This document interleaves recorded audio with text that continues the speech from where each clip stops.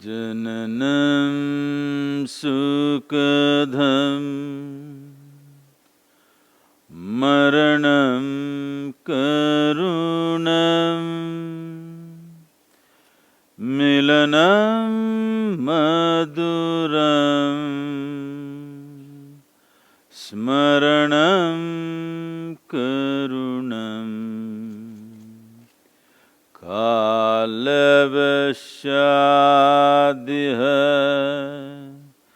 sakalam karunam samayadipate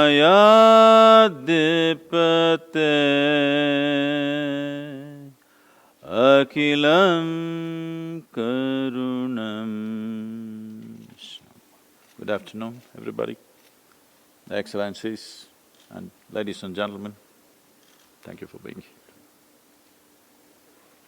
here. Good afternoon, Sadhguru, and good afternoon to Your Excellencies and distinguished guests, and to all the meditators who are watching on the internet right now. I'm so grateful to be here, and it's such a privilege, really, to be here. My name is Maxwell Kennedy, and I learned how to meditate from Sadhguru a few years ago.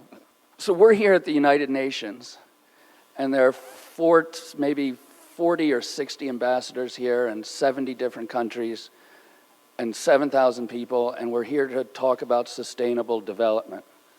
So why did you start with a chant? The chant is an invocation. An invocation means to perform different types of activities. We need to have our energies in different ways. Otherwise, most people have become competent in one way or the other. But if you ask them to do something totally different, they will find themselves totally at loss. This is simply because their energies get directed in one way only. An invocation means you kind of make yourself malleable in such a way that for every different type of action, you need your energies in different parts of your system, and you're able to graduate that, calibrate that in such a way to perform that specific activity. So when I sit here, what we need to do is different from what I was doing when I was walking down here. So this is just calibration using sounds. If we have to know the meaning, it's talking about how birth is sweetness, but death is compassion. It's a relief. We may think death is a terrible thing, but aren't we glad that someday we will die? Suppose we could not die, that would be terrible, isn't it? Suppose we can't die at all. And above all, it is talking about yoga in the sense, the chant is describing yoga as a way of transcending time. When we say transcending time, right now we have a sense of time only because we are so identified with our physical nature. Suppose we did not have a body, we would not have any sense of time. Our body is keeping time. Everything that is time is cyclical, but yoga is a dimension which wants to transcend, which helps you to transcend these cycles and make a journey beyond cyclical nature of life, which is the nature of physical existence. Thank you. I had a teacher at Harvard who was a medical doctor, and he told me a story that when he was a young doctor, he went down to Mississippi, and he saw children there in the United States, this is in the mid-1960s, who were starving. And after that trip, he went to Washington, D.C., and he tried to meet a group of senators, and he went to one after the other, and none of them would talk to him. And on Sunday afternoon, he got my father's phone number at home. My father is Senator Robert F. Kennedy. And my sister Carrie, who runs the Robert F. Kennedy Memorial, is here right now, and my wife Vicki. But he got my dad's number, and he called, and it was Sunday. My dad's with the children, and he said to him, well, all right, why don't you come over and we'll talk. And after they spoke, my dad went to Mississippi, to where this doctor had gone, and when he came back, he wrote this, he said these words, and there are others. On the back roads of Mississippi, where thousands of children slowly starve their lives away, their minds damaged beyond repair by the age of 4 or 5. In the camps of the migrant workers, 500,000 nomads, virtually unprotected by collective bargaining or social security, minimum wage, or workman's compensation, exposed to the caprice of fate and the cruelty of their fellow man alike. And on Indian reservations where the unemployment rate is 80%, and where suicide is not a philosopher's question, but the leading cause of death among young people. So after that trip, my father went back to the Senate, and he worked with a group of others, and they created the first food stamps program in the United States. And that is kind of the development model that I'm used to. So when I look at the Sustainable Development Goals of the United Nations, my immediate reaction is to think, are the Addis Ababa Accords going to fund this or not? But you have a different approach. Can you talk about yoga in that context? So when we say Sustainable Development Goals, we are talking about human well-being, addressing human well-being as 17 different issues which concerns poverty, nourishment, health, women's issues, environment, these kind of things. Essentially, we're talking about human well-being. How can you transform the world without transforming individual human beings? This is the effort that's going on in the world for a long time. We want to transform the world, but we are not aiming at individual human beings. The world is just a word. It is just you and me. If there is no transformation in you and me, if there is no change in the way we perceive, experience and think, feel and act in this world, how can you change the world? So we can pump in money, we can have projects, they will all go up and go down. But only if we transform individual human beings on a large scale, only then there will be true transformation. This is why yoga becomes a significant thing. Today, the United Nations taking up this International Yoga Day is a very important step. I would say it's a revolutionary approach, because without transforming individual human beings, you cannot really transform the world, because there is no such thing as in reality. In reality, there's just you, me and someone else. If all of us change, the world has changed. If we refuse to change, we will be only talking about it. I've been to any number of international peace conferences, and everybody's talking about world peace. In one of these conferences, where there were 17 Nobel laureates, I asked them a simple question: is it true that all of you are truly peaceful human beings? Can you put your hand on your heart and say, I am peaceful? They admitted, no, Sadhguru, we don't know how to be peaceful, but we want the world peaceful. How is that possible? What you see as the world is just a larger manifestation of who we are. Sadhguru, you can see all around the world, in Brazil, in the United States, in LA where I live, people are doing yoga. And when we're doing it, I'm stretching out my body and trying to control my breathing. Can you explain what yoga really is and how that can help attain the SDGs? So this fundamental human longing for health, for well-being, for fulfillment of life, when you find a logically correct and scientifically ascertainable way, then we say this is yoga. Yoga means in pursuit of human well-being, we've been doing all kinds of things. We've been looking up for a long time, which has led to humanity being divided in the name of religions, castes, creeds, in so many different ways. Now in the last 50 years, I would say we are looking out seriously and we are ripping the planet apart. All the environmental degradation that we are talking about is just in pursuit of human well-being. In the last 100 years, definitely, we are the most comfortable generation ever.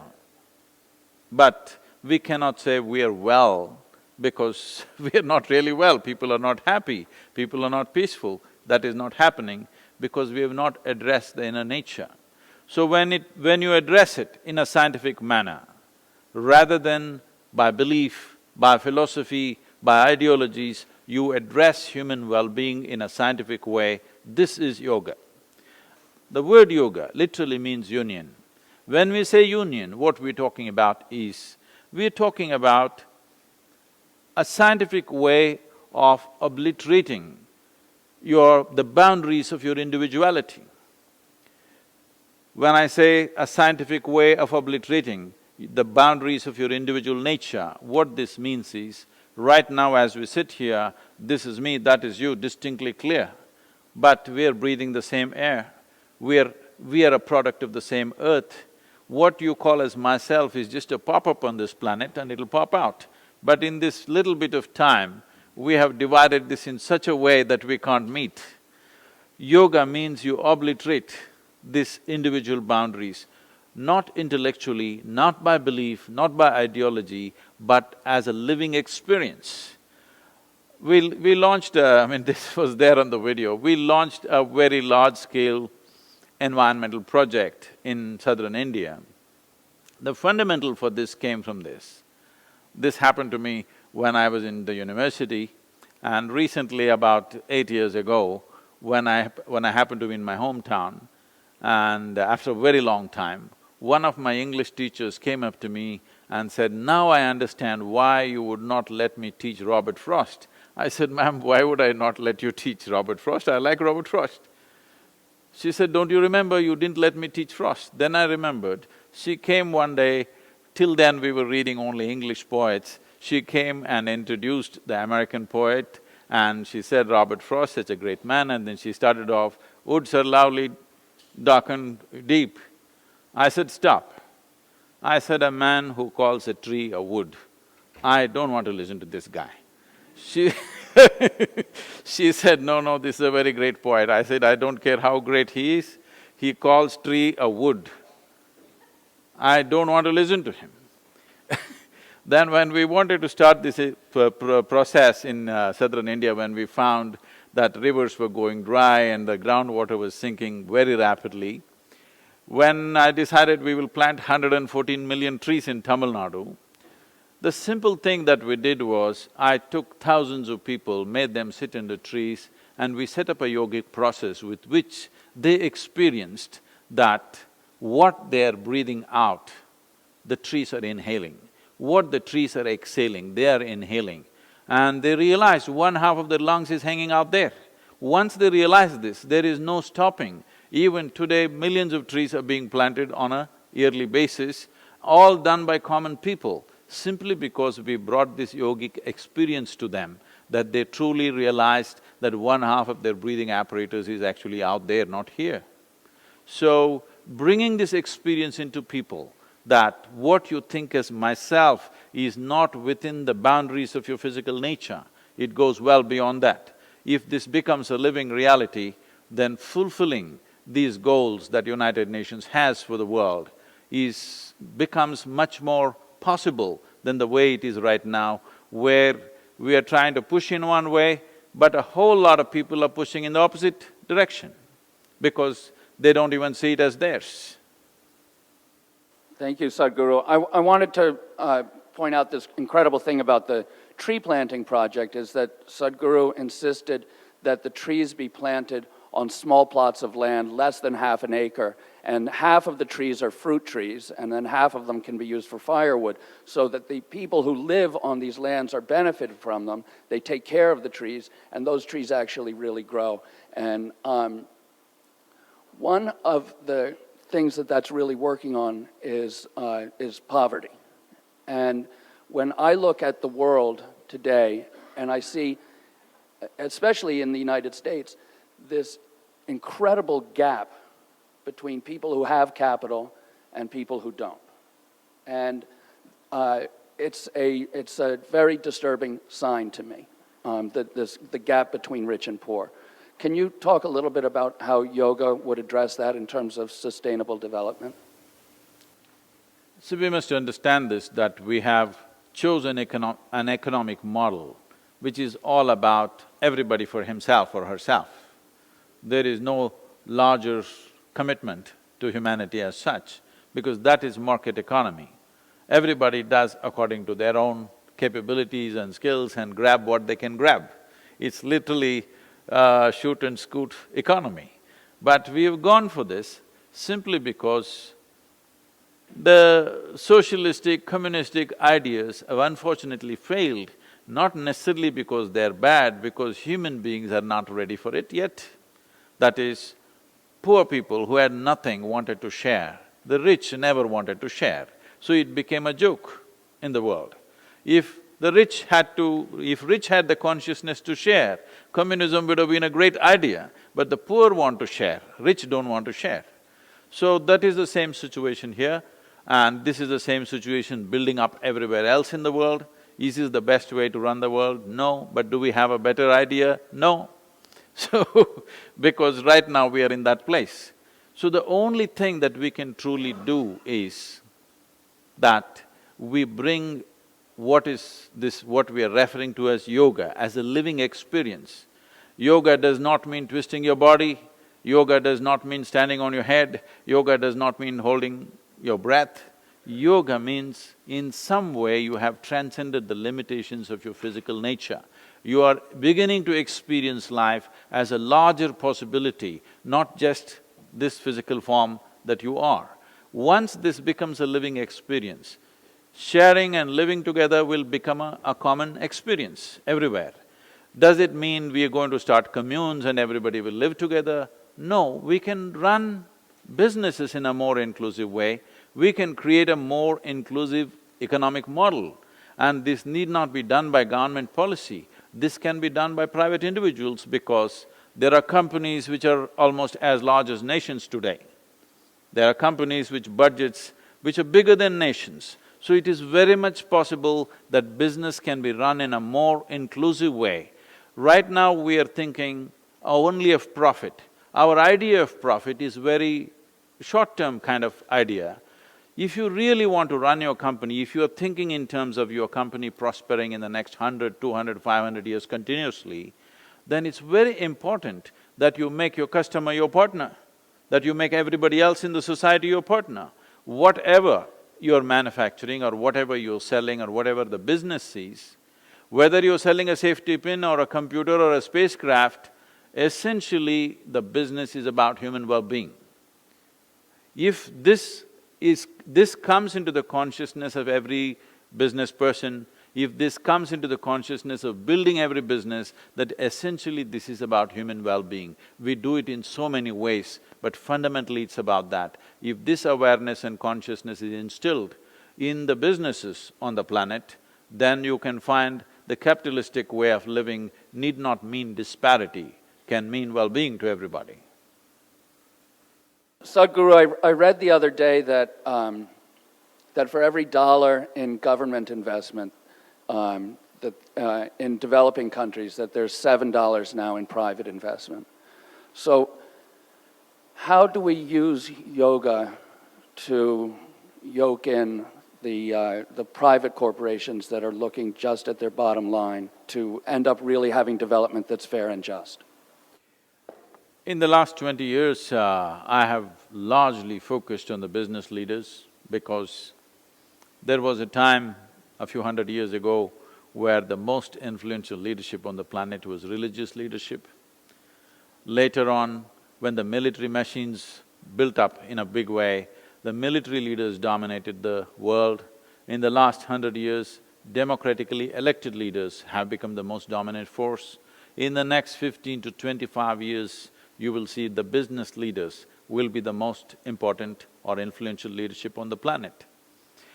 The good thing about business is that a businessman is willing to make a deal if the deal is good, no matter who you are. I'm saying the old prejudice of I cannot make a deal with somebody is going away and they're willing to make a deal. Now, anything is sustainable only if it is beneficial to both the parties. Nothing can be sustained either in the marketplace or in marriage unless it's beneficial to both the parties. Only when it's truly beneficial to both the parties, this can be sustained. This is slowly sinking into the business leadership. I have seen in the last 20 years, prominent business leaders, their way of thinking is very, very different than what it was. My essential work has been to move individual leaders from their personal ambitions to a larger vision, because a larger vision means then the business is sustainable for a long period of time. If it's just your personal ambition, the world will work against you. If you have a larger vision, the world will work with you. This is a big difference. So this is something that is slowly sinking in. You will see, if you see annual meetings of major businesses, what they're talking, if you look at the economic forum, if you look at various economic assemblies on the planet, you will see they're all beginning to talk about a larger vision, how to make a difference rather than how to make a profit. This is become the language of the business these days. It still has to manifest in a big way, but at least the language has changed from profit to making a difference. Thank you. Sadhguru, when you look at societies all across the world, there's a huge gap between what's available to women and what's available to men. The Sustainable Development Goals address this. What's the role of gender equality in yoga? See, yoga means transcending your physical nature on one level. If you transcend your physical nature, where is the question of being a male or a female? You being a male or a female is relevant only in a few spaces in your life, in bathrooms and bedrooms. Rest of the places, I don't see why you should recognize somebody as a man or a woman. Why are we identifying people with reproductory organs? If you must use a body part, at least use the brain.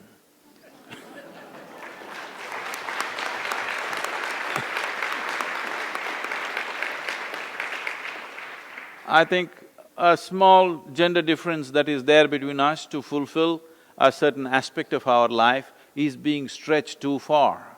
I think this is from another period where it was not possible for a woman to participate because of variety of physical situations in the world. And that is largely leveled today in most parts of the world, and it's rapidly changing everywhere, I would say. I think a more active effort is needed, at least by law in most nations it is 100% equal.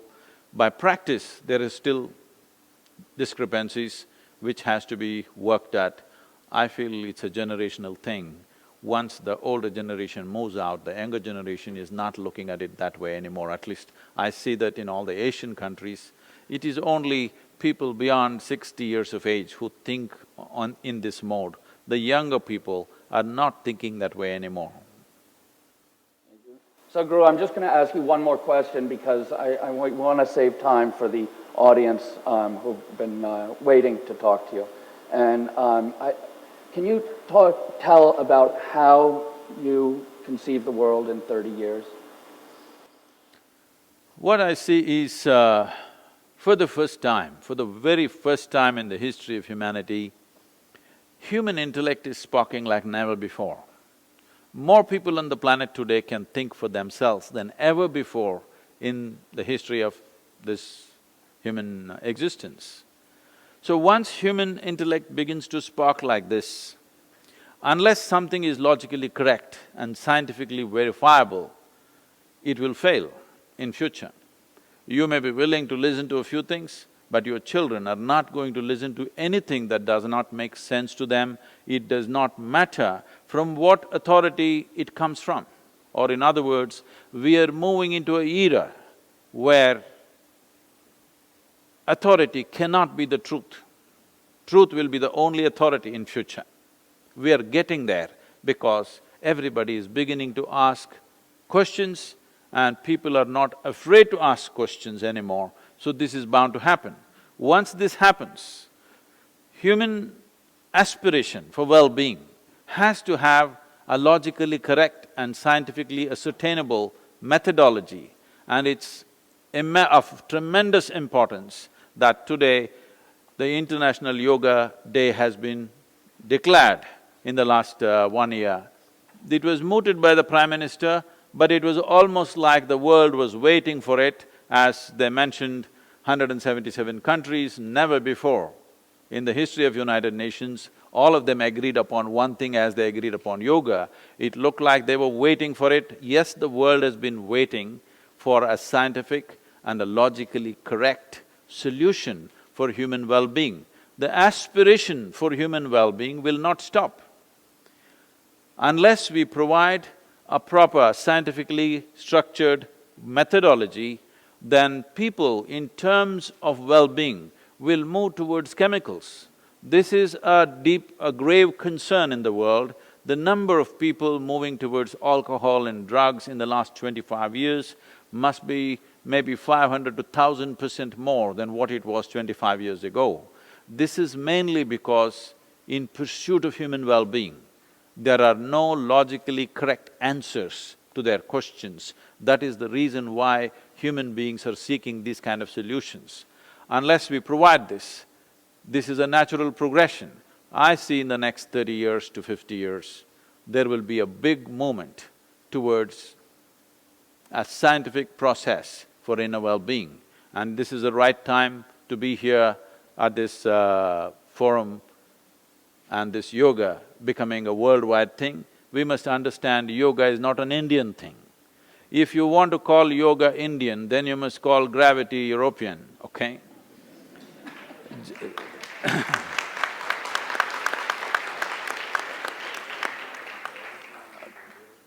Because yes, it originated from that place, because India is one place where for a few millennia we had uninterrupted time to look deep inwards and to look at the human mechanism in utmost profoundness as to how this functions, what is the ultimate possibility within this human mechanism. This has taken a few millennia to understand and arrive at this possibility. And yoga, I want this message to go, the science of yoga is not just about health, it's not just about fitness, it is an ultimate solution for every aspect of human existence. There is different types of yogas, yoga can be taught in different dimensions. The ultimate possibility of raising beyond our physical nature, the ultimate possibility of knowing life in its fullest way. The word yoga means union. The word yogi means one who has experienced this union. We need not 1, 2, 5 yogis, we need millions of them who have a sense of union with the rest of the universe, particularly those who hold responsible positions in the world. They must come to this experience because leadership essentially means you have the privilege of touching other people's lives. What you think, what you feel and what you do, every single thought, emotion and action either makes or breaks people's lives. That's what leadership means. When you are given such a privilege, it's very, very important that you are in a state of yoga, that you experience life around you as yourself. If any of us feel the work that we are doing is important, the first and foremost thing is we must work upon ourselves. It gives me deep honor and pleasure to first give the floor to Under-Secretary General, Ambassador Vijay Nambiar, who will also be delivering a message on behalf of the Secretary General, Mr. Ban Ki-moon. I shall just be delivering the message of the Secretary General on tomorrow's International Day of Yoga. Yoga is an ancient physical, mental and spiritual practice that originated in India and is now practiced in various forms around the world. The word yoga derives from Sanskrit and means to join or to unite, symbolizing the union of body and consciousness. Yoga balances body and soul, physical health and mental well-being. It promotes harmony among people and between ourselves and the natural world. Recognizing its universal appeal, the United Nations General Assembly proclaimed 21st June as the International Day of Yoga. This year's observance of the International Day of Yoga highlights the important role healthy living plays in the realization of the Sustainable Development Goals adopted last year by all 193 United Nations member states. As exercise, yoga has multiple benefits. Physical inactivity is linked with a number of non-communicable diseases such as cancer, diabetes, and cardiovascular diseases, which are among the leading causes of illness and death worldwide.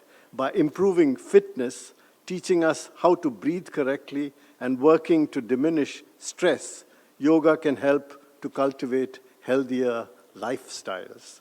Practicing yoga can also help raise awareness of our role as consumers of the planet's resources and as individuals with a duty to respect and live in peace with our neighbors. All these elements are essential to building a sustainable future of dignity and opportunity for all. On the International Day of Yoga tomorrow, I urge everyone to embrace healthier choices and lifestyles and to commit to unity with our fellow human beings, regardless of ethnicity, faith, age, gender identity, or sexual orientation. Let us celebrate this day and every day as members of one human family, sharing one common, precious home. Thank you. May I now give the floor to the permanent representative of Bangladesh. Sir. We deeply appreciate the Indian government's initiative to have the International Day of Yoga. We have learned a lot from the yoga masters, especially the perspective as to how yoga can contribute in the attainment of global peace, sustainable future, and in turn the realization of the SDGs. What I understand, without peace of mind and harmony in the body, how can we think we can change the world? First, we have to change our own world, by which what I mean is how we live, breathe, eat, think, and aspire. If we are not fit for the purpose of contributing to sustainable peace in the world, we will remain as bystanders and not as active agents of change. I can share my own personal story with my colleagues and others present here. I had been suffering from a very bad bout of sciatica problem for the last 2 months. At times the pain was debilitating. I have gone through serious pain medication followed by physical therapy and acupuncture. In fact, I am just coming here from my 6th session of acupuncture treatment. I realized that I suffered this problem because of accumulated lifestyle-related problems, which included long hours of sitting, standing, stress from the work, and also from the family for the constant change of places of postings, etc. During the last 8 weeks of my ordeal, I reflected on my life and future course of action. I read a lot and searched the internet for answers, and I finally came to the conclusion that yoga is the answer to my situation.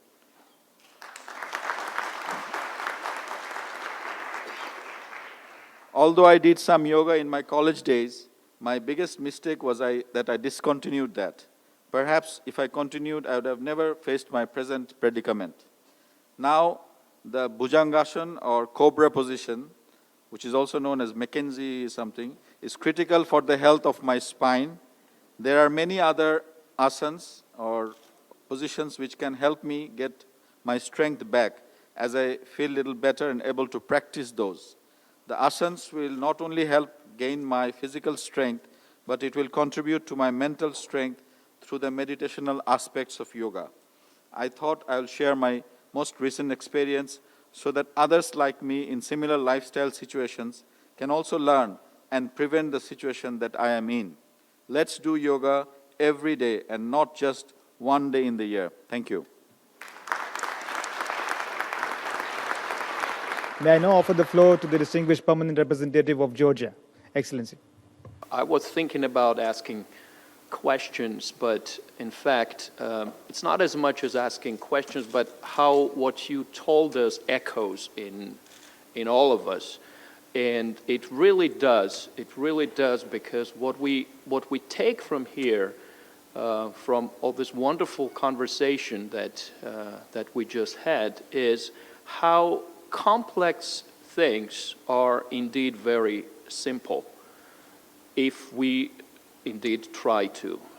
As a person who is really honored and humbled to be here as a representative of my country, who was one of the 177 who co-sponsored Yoga International Day, I'm also a practitioner, or rather a very bad student to the school that I'm attending. That school is called Yoga in Daily Life, which is in the United States, in many parts of Eastern Europe particularly, but headquartered in Rajasthan, in Kathu, led by Vishwaguru Sri Swami Maheshwaranandaji.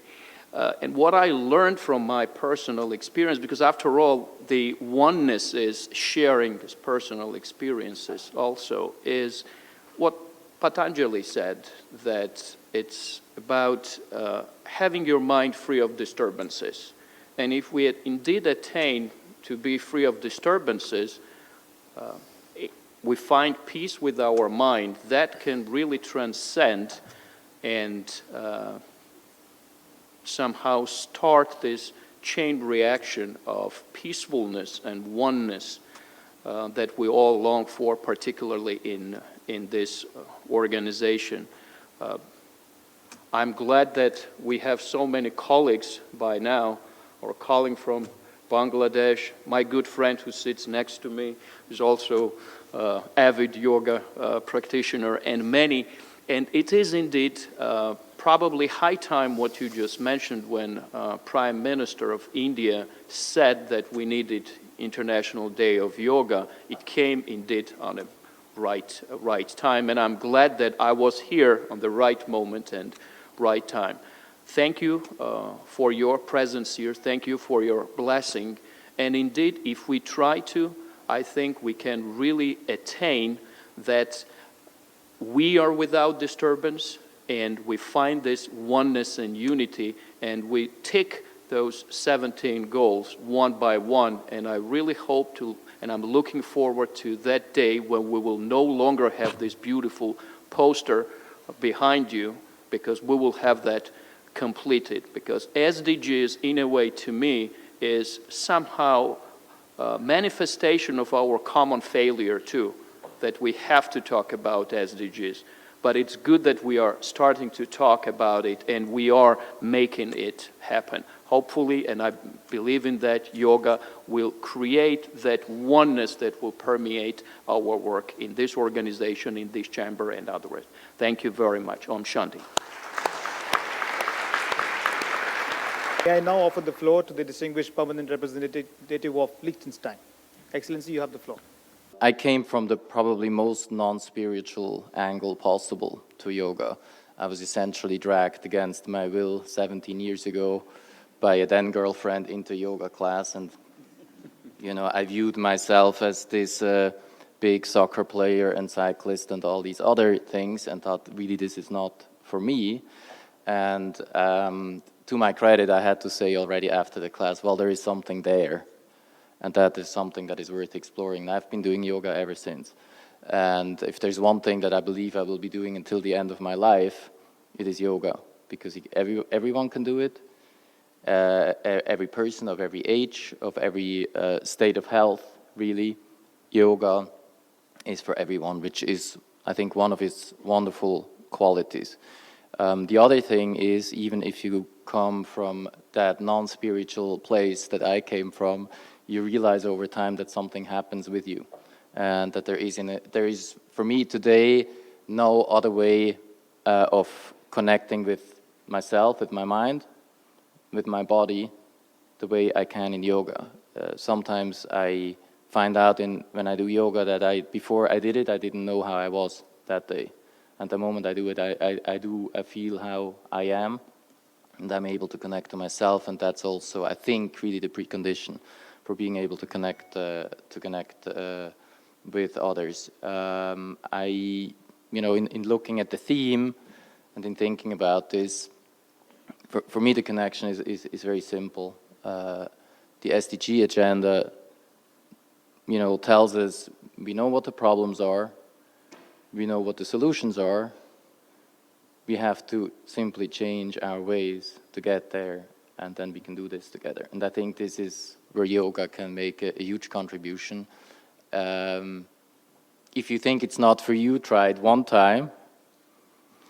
And I think it will be for many of you. Actually, I think it is for everybody.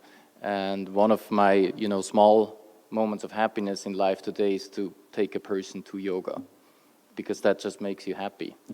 And this is why I'm offering a class tomorrow morning to some of you in the room, and you're gonna come say it with many others, and I really look forward to that. Thank you so much. For now, I have the honor to recognize another yoga master we have with us. In fact, Yogmata Keiko Aikawa has joined us for this event all the way from Japan. Dear distinguished guests, Your Excellencies, ladies and gentlemen, spiritually, I come from a tradition and lineage that from the time immemorial have kept and shared with humanity the teachings of yoga. Yoga is a science that, especially with meditation, facilitates the harmony of the body, the emotions, and the mind. When these elements are in harmony, the individual becomes calm and peaceful in his heart. If the individual is calm and peaceful in his heart, this permeates in the community and thus in the world. I can attest from my own experience that by learning these practices, it is possible for everyone to awaken your own energies and achieve peace, love, and harmony. I deeply believe that if we as individuals feel peace and harmony in ourselves, that this will lead to love and peace being spread throughout the world. I thank you very much for enabling me to be present today.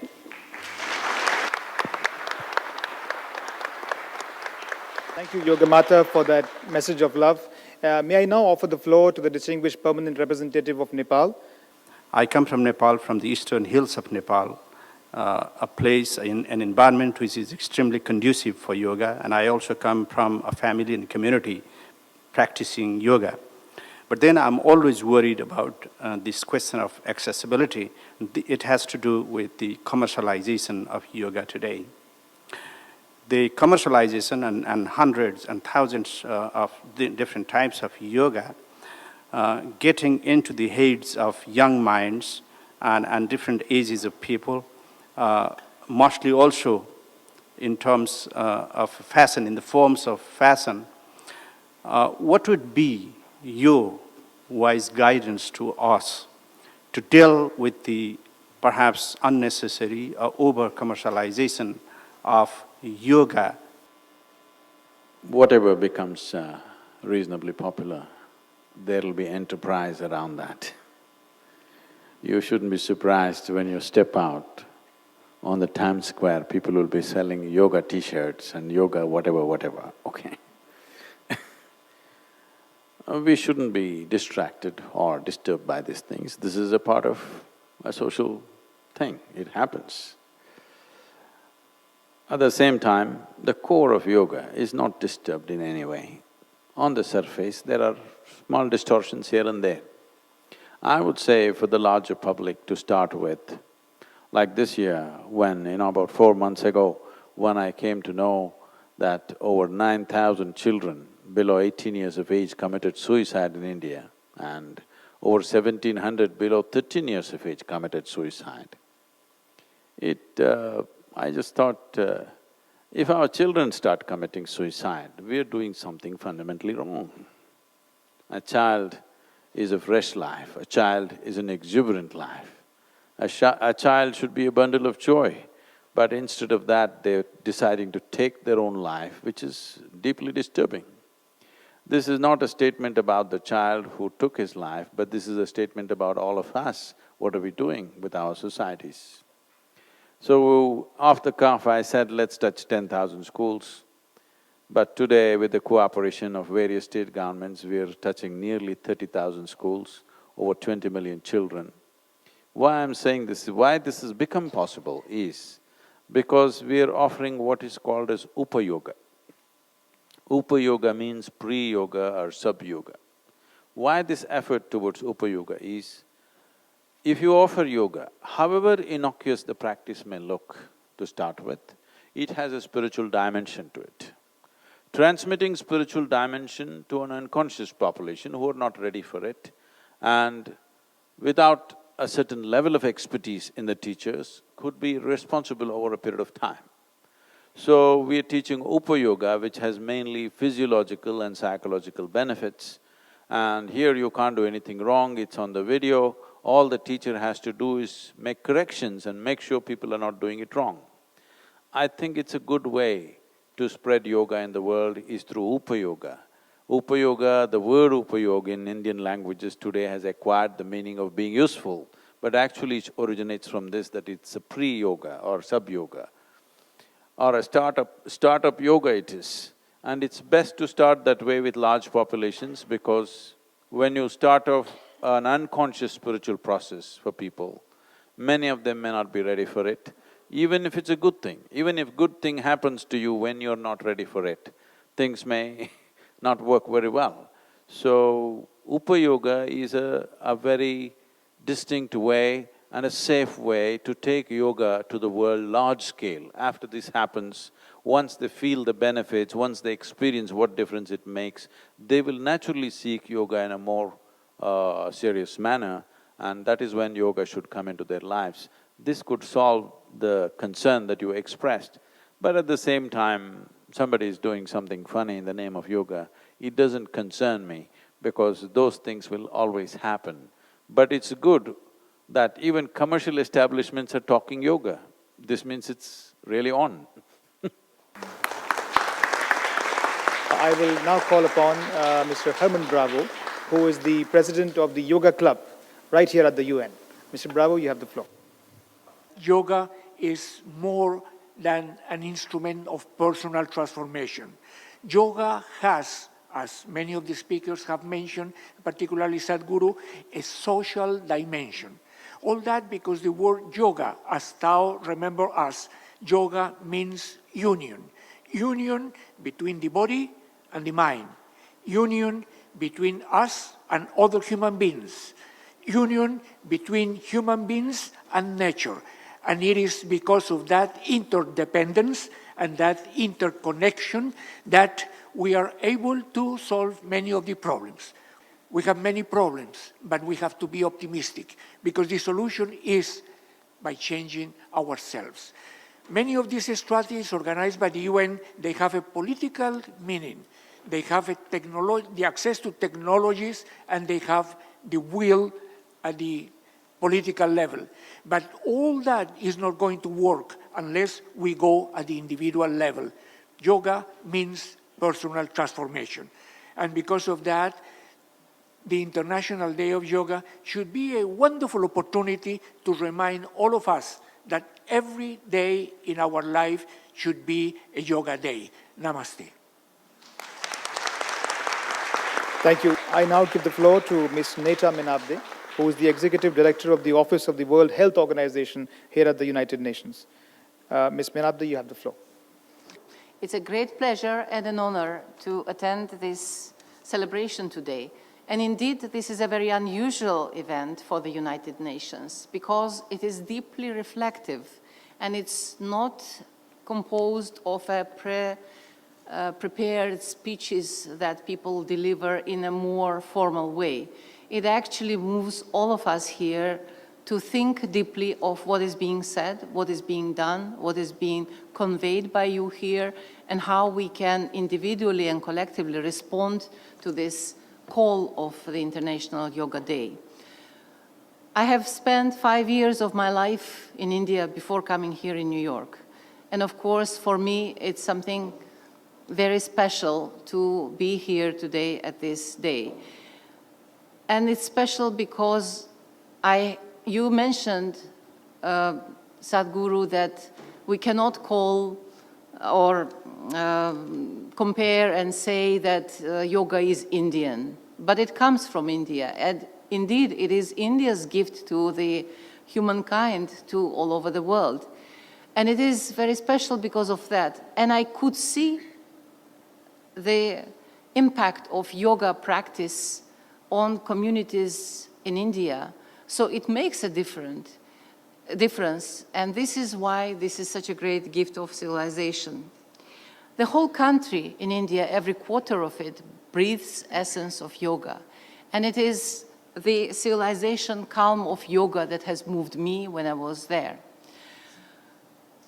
In my work, we are dealing with health issues. It is no news now that yoga is very good for health.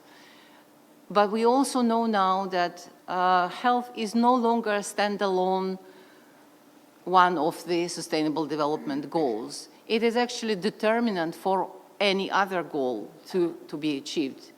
Therefore, yoga has a very different meaning and different, indeed, interconnecting nature, because it does help people to feel better, live better, breathe better, act better, unite better, come into interconnectedness, which is indeed essential for sustaining our planet and connects planet to people. So therefore, of course, we know today, proven through many clinical trials, that yoga helps in many conditions, mental health conditions, depression, heart conditions, many other conditions, joint and so on. So this is not new. But there has been traditional resistance to integrate yoga practice and other perhaps traditional medicine practices which are of course available worldwide but known also in India, to integrate them to the allopathic medicine. And this resistance is slowly being overcome. We as WHO are trying to put our support into this process. Recently, this year in May, in fact, India has signed an, I would say, landmark agreement with the World Health Organization to promote traditional medicine, yoga included, and to ensure quality and safety of these traditional practices, but more so to integrate these practices into our health services, primary health care, and all other services that we know. So it is now deeply understood that as all of human beings need some or another kind of health services, be it vaccination if they are very healthy, or any other more serious services, they also need to practice yoga because it prevents many illnesses. It also gives peace of mind. It teaches us how to cope with all those different things that modern life stress puts on human brain. And therefore, we stand forward and we want to support promotion and inclusion of yoga into medical practice all over the world. We will collaborate with India on that. But my question to you would be, is there any good secret beyond of what you have said? How we can bring these different dimensions of health together, integrate them in a better way, and make sure that yoga is no longer seen as something separate from what we do in health services traditionally. Thank you. Thank you very much for being here today.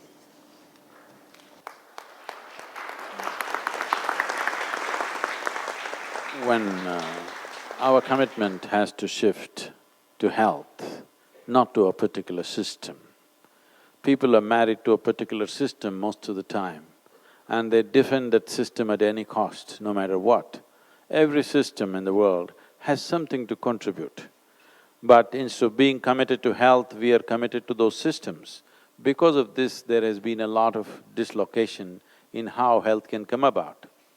So in southern India, in the rural part of Tamil Nadu, we brought this about, these 5 dimensions: allopathy, Siddha, Ayurveda, Unani and yoga together practice along with the naturopathy way of doing things. It has done miraculous things to the populations. We were the first pilot project by the Ayush project when it started 10 years ago. Now Ayush has become a ministry. I think yesterday or in the last week they've declared a Ayush University, which means Ayurveda, yoga, Siddha and all these things put together.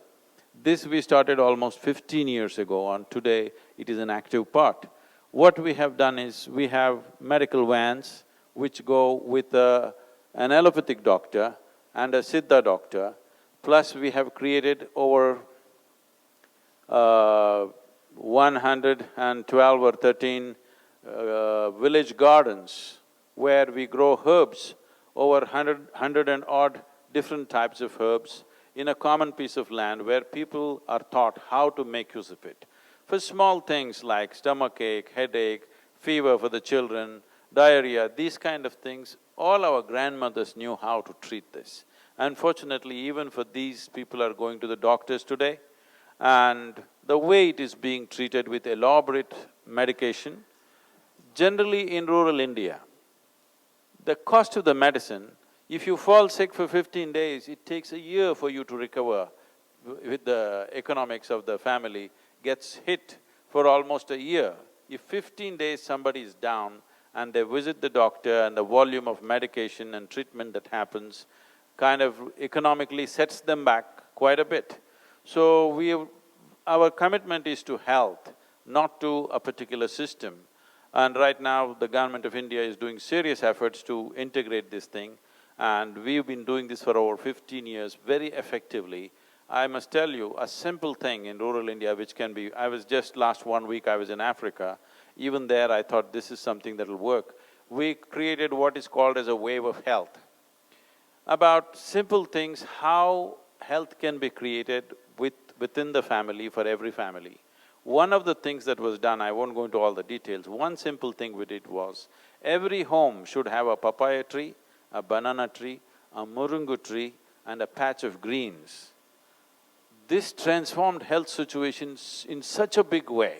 You won't believe such a small initiative, such a simple initiative, what a difference it has done to people's lives. Like this small initiative can be brought because considering the economics of those families, it's very important we need to come up with solutions that works for them. In this, yoga practice has a significant role because creating a vibrant, healthy, vibrant and effervescent population is very, very important to fulfill the sustainable goals. If we don't create that kind of population, we will be only talking about sustainability, it will not happen. We need to create this, and the goal is the tools of self-transformation should not be in the hands of a guru or an organization or some other authority. The idea is to bring this into everybody's life. Like today, everybody owns a toothbrush, which has created oral health. Just like that, everybody should have some tools for self-transformation. It is with this kind of commitment that we are going ahead, and there is a big support now in the world, wherever we go. In the remotest parts of Africa that I was there in the last 1 week, it was incredible to see that all of them know about yoga. I know this 25 years ago when I went into rural India in a big way, they knew what is Coca-Cola, but they did not know what is yoga. But today in the remotest part of Africa, people know what is yoga. This is transformation in many ways. Thank you, Sadhguruji. And Tao, would you like to reflect on this question? I'd like to thank you all. There's been so much beauty in this room and so much intelligence of what the world is all about and what we are all about and what we're going to do about it. And I think that it's absolutely fantastic to sit here and listen to all of the things that I've pondered for so many years and wondered about, not always finding the answers. But today was a revelation and a very special thing to happen to the whole world. In this room, you've started something that we've needed for a long time. It's out in the open now. Yoga is beautiful, but yoga is only beautiful if we use it and we make it part of our lives. I want to thank you all. I now give the floor to Mr. Rajiv Lalla, who has joined us all the way from Texas. If you could help us understand the role of a guru, of a teacher, not in the true academic sense where a STEM professor teaches me science and technology, but rather coming from humanity and that union among all of us. When you say a Sadhguru, you're saying an uneducated guru. That's what it means. Because you don't come to a Sadhguru to know about the scriptures, you don't come to Sadhguru to know about rituals, because the only thing that I know is, I know this piece of life from its origin to its ultimate, and this is all I know. By knowing this, by inference, you know just about everything because everything is made the same way. Today there is something called as a constructional theory, where they're talking about how the atom and the cosmos are essentially fundamentally same design, only the sophistication and complexity is multiplying. So the amoeba and you and me are made the same way, only the complexity has multiplied. Having said that, in what way is a guru relevant means you're trying to walk on uncharted terrain. Every year I trek in the Himalayas, in Nepal and Tibet. Once you go into the mountains, that illiterate Sherpa who is there, who has not been to school, but if he says right, you turn right, if he says left, you turn left. You better do that, otherwise you won't come back. You do that because he knows the terrain. The same goes for this. This is just an inner terrain. It's best to walk with somebody who's already walked the path. Otherwise, simple things will become complicated. What is next door, you will go around the world and come back to it. All this complication about, for example, today if you utter the word meditation, people think something very difficult to do. To put it simply, first of all, the word meditation, English word meditation, does not describe anything in particular. If you sit with your eyes closed, they're saying you're meditating. With your eyes closed, you can do japa, tapa, dharana, dhyana, samadhi, shunya, there are any number of things you could do. Or you might have just mastered the art of sleeping in vertical postures. It happens. So, when we say meditation, we must understand it's not an act, it is a quality. It is like you want flowers in your garden. If you want flowers in your garden, you don't have to sit there and do flower meditation. You don't have to think flowers. You have to think soil, manure, water, sunlight. Have nothing to do with flowers. But if you do those things, flowers will happen because it's a consequence.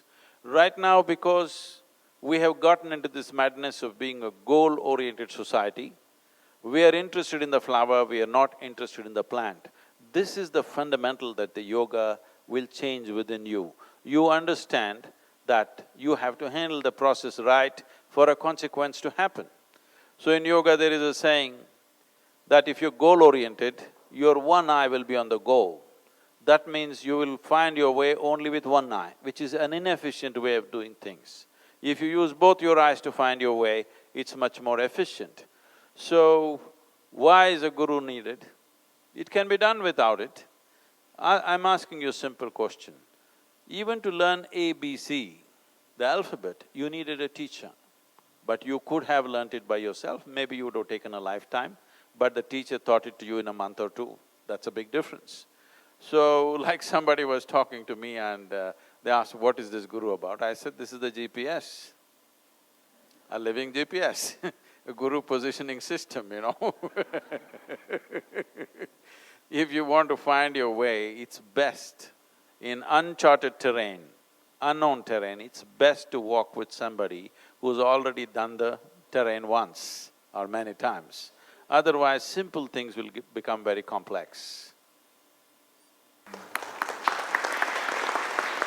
And it's my pleasure to recognize Ms. Denise Cotto, who is the chair of the International Yoga Day Committee at the United Nations and an executive board member of the United Nations Staff Recreation Council Enlightenment Society. Denise, you have the floor. The International Day of Yoga Committee at the UN came into existence last year in the summer after the first International Day of Yoga. Sri Chinmoy, years ago, his vision was to have peace meditations with the staff, and he started the yoga club, which German is the president of. How do you see the UN system, meaning the secretarial staff who work here, the diplomats from the different countries, business, and the NGOs, civil society, who try to implement the SDGs? How do you see yoga bringing us all together? Thank you so much. This is being said again and again about peace. So we need to look at this. When we say peace or mental peace as people are talking about it, today even so-called spiritual leaders are talking about peace being the highest goal in one's life. But I would like to ask you, please look at your life and see, if you want to enjoy your dinner tonight, even if you're not ecstatic, at least you must be peaceful to enjoy your dinner. If you want to enjoy the people around you, at least you must be peaceful and happy. If you want to enjoy a walk on the street, you must be peaceful and happy, otherwise this is not possible. So what is very fundamental to… a fundamental requirement in our life, unfortunately we are pushing it as an ultimate goal of our life. To be peaceful is not the highest thing, it is the most basic requirement. If a human being cannot even be peaceful, there is really nothing that they can do. This means that you're not even able to harness your body and mind the way you should. To look at it from one perspective, all human experience has a chemical basis to it. What you call as peace is a certain kind of chemistry, what you call as joy is another kind of chemistry, blissfulness another, ecstasy another, agony another kind, anxiety, fear, stress, tension, whatever you call it. Every human experience has a chemical basis to it. We have not been taught about how to deal with this. When I say how to deal with this, as a technology, if you want to look at this as a machine, this is the most sophisticated piece of technology on the planet. The question is, to deal with this high level of technology, have you read even the user's manual? That's a question. Yoga means it is the user's manual of how to conduct this one. I would say, when you ask this question, how to bring all these diverse people together in this organization, it's best to start with the simplest process, which does not even need a specific allotment of time. This is where Upa Yoga will become useful. People can sit in their work spaces and right there they can do it 3 minutes, anytime they feel like it. It does not need a specific condition, it does not need a specific time. If they see the benefit, which they definitely will, in a matter of 2 weeks' time, they will see a distinct benefit doing it wherever they are. It does not need any kind of specific discipline or time or other conditions required for the proper yoga to be done. I think this would be a good way to integrate them, because this predates all religion. This is not about you versus me. This is why I said this is not Indian, because a science cannot be Indian. Yes, it originated from India. As Indians, we are proud of it, but it does not belong to India. The very fact that United Nations has declared an International Yoga Day means India has gifted it to the world. It does not belong to India anymore. It's not something that we have to possess and identify with. The significant aspect of my personal work has been to remove all the frills of culture that yoga had acquired through this millennia of transmission. Slowly, whatever you do in a particular culture, it will acquire cultural frills. So one thing is to take off all the cultural frills and present it as an absolute science and a technology for well-being. This is an important thing in an organization like this, where there are people from every nation, there are people from every kind of denominations, every kind of faith, every kind of beliefs, every kind of ideologies. It's very, very important that yoga is brought as a proper science, not as a cultural thing, not as an Indian thing. It's very important to do that.